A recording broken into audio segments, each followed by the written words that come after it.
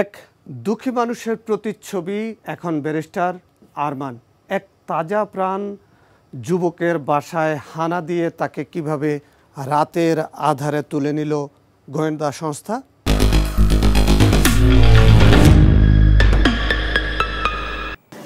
আমার কাছে মনে হয়েছিল যে আমি জীবন্ত অবস্থায় কবরে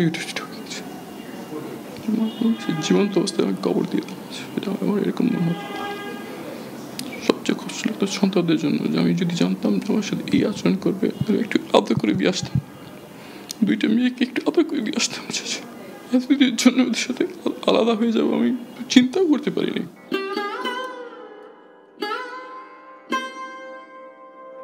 আরমানের খোঁজে এমন কোনো জায়গা নেই যেখানে অনুসন্ধান করেননি তার পরিবার সদস্যরা।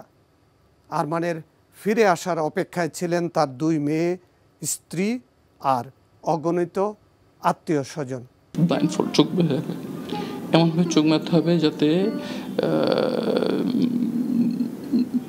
নাক থেকে কপাল পর্যন্ত চোখটা বাঁধা থাকতে হবে এবং দৃঢ়ভাবে চোখ বাঁধা থাকতে হবে যাতে যে সামনে যে আছে তাকে তো দেখতে না পারে, সেই জন্য দিনের আলোটাও দেখতে না পারে। এইভাবে চোখ বাঁধা থাকার নিয়ম। তারপর হ্যান্ডকাফ 24 ঘন্টা হাত করার পরানোর নিয়ম। দিনের বেলার সামনে, রাতের বেলা হাতের পিছনে। দিনের বেলা থেকে রাত 12টা পর্যন্ত হাত পিছনে সামনে, রাত 12টা থেকে ভোর 6টা পর্যন্ত হাত পিছনের দিকে সবাইকে। এটাই ওখানকার। শুধু রমজান মাসের চাঁদ রাতে তারা বলতো যে আজকে চাঁদ দেখা গেছে, তারাবি নামাজ পড়েন, এতটুকু তারা বলতো। এবং রমজান মাসে সেহরি দেওয়া হতো এবং ইফতার দেওয়া হতো। প্রভেদের জন্য যে খাবারের বরাদ্দ যতটুকু, তার হাফ বন্দীদের জন্য বরাদ্দ ছিল।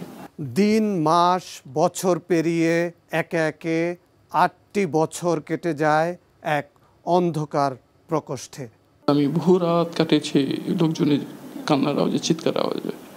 একজন প্রাপ্তবয়স্ক পুরুষ শিশুর মতো চিৎকার করতে শুনেছি আমি রাতের পর রাত জাগ্রত অবস্থায়। যেখানে ইন্টারোগেশন হতো সেটা আমার খুব কাছে ছিল। এই জন্য মানুষের কান্নার এবং মানুষের চিৎকার এবং অমানবিক নির্যাতনের আওয়াজে আমি বহু রাত না ঘুমিয়ে জেগে থাকতে হয়েছে। আমি এটাও শুনতাম যে লোকজন আত্মহত্যার চেষ্টা করেছে, এরকম বিভিন্ন কথা আমার কানে আসতো। আমি এরকম কানে আসতো যে বিভিন্ন কয়েকজন বন্দী অনসন্ধান করছে, খাওয়া বন্ধ করে দিয়েছে, তাদেরকে হাত পা বেঁধে নাকের নল দিয়ে খাবার খাওয়ানো হচ্ছে। এটা আমার এরকম তথ্য আমার কানে আসছে। এমন লোক আছে যারা খাবার বন্ধ হওয়ার কারণে, তাদের মৃত্যু আশঙ্কা হওয়ার কারণে তাদেরকে ইঞ্জেকশন দেওয়া হচ্ছে, ভিটামিন ইঞ্জেকশন, কিন্তু মৃত্যু যত না হতে পারে। বন্দীদেরকে মৃত্যুর চোখ কঠোর এবং মৃত্যুর চোখ খারাপ এক অভিজ্ঞতা তাদেরকে যে দেওয়ার প্রক্রিয়া এখন হচ্ছিল যেখানে আমি ছিলাম।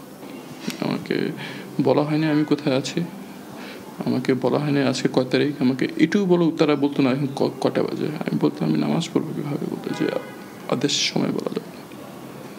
এবং আশেপাশে মসজিদ ছিল, হালকা আজান শোনা যেত। যখন আজান শোনা যেত তখন তারা মিউজিক ছেড়ে দিত যাতে আজান শুনতে না, বলতো যে এটাই আদেশ। সময় বুঝতে না পারে, লোকেশন বুঝতে না পারে, টাইম বুঝতে না পারে, আজানটা যেন শুনতে না পারে, এটাই আদেশ ছিল। এভাবেই 8 বছর কেটে যায় আর কি। তো সময়কে কাটতো সত্যিকার অর্থে বলতে একমাত্র আধ্যাত্মিক বিশ্বাসই আমাকে বাঁচিয়ে রেখেছে। 8 বছর চোখ বাঁধা থাকায়, সূর্যের আলো দেখতে না পাওয়ায় নষ্ট হয়ে গেছে আরমানের দুটো চোখ। সোজা হয়ে এই 8 বছর দাঁড়াতে না পারায় মেরুদণ্ড ক্ষতিগ্রস্ত হয়েছে। 2016 সালের অগস্ট মাসের রাতে এসে সাদা পোশাকে এসে আমাকে তারা বলেন যে আমাদের কিছু প্রশ্ন আছে, আমাদেরকে যেতে হবে সাথে করে। আমি জানতে চাইলাম আপনারা কারা। তারা বললো যে একটু কষ্ট করে চলেন, গেলেই বুঝতে পারবেন আমরা কারা। তো আমি প্রথমে যেতে চাইনি, কিন্তু তারপর তারা যখন বল প্রয়োগ করছে, ঘরে বাচ্চারা আছে, মহিলারা আছে, আমি দেখলাম এদের সামনে এখন সিন ক্রিয়েট করার কোনো সুযোগ নেই। তো আমি তাদের সাথে কোঅপারেট করতাম আর কি। গাড়িতে উঠেই তারা আমার চোখ বেঁধে ফেললো। তখন আমি অবজেকশন দিলাম যে আমি তো আপনাদের সাথে কোঅপারেট করছি, চোখ বাঁধছেন কেন? তোমরা যে এটাই আমাদের নিয়ম। আমি চিন্তা করতে পারিনি যে আমি কোনোদিন দিনের আলো দেখব।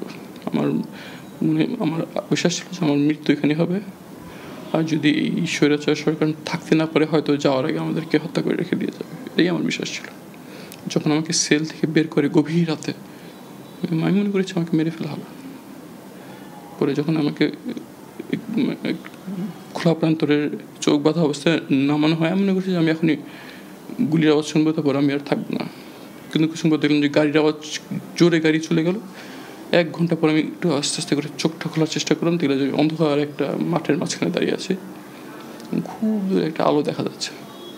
তারপরে 1.5-2 ঘন্টা হাঁটার পরে আমি ওখানে যেয়ে পৌঁছাই এবং ওখানকার লোকজন আমাকে জানা যায় এটা দিয়া বাড়ি। তখন বুঝতে পারলাম যে আমাকে দিয়ে বাড়িতে তারা ড্রপ করে নিয়ে গেছে।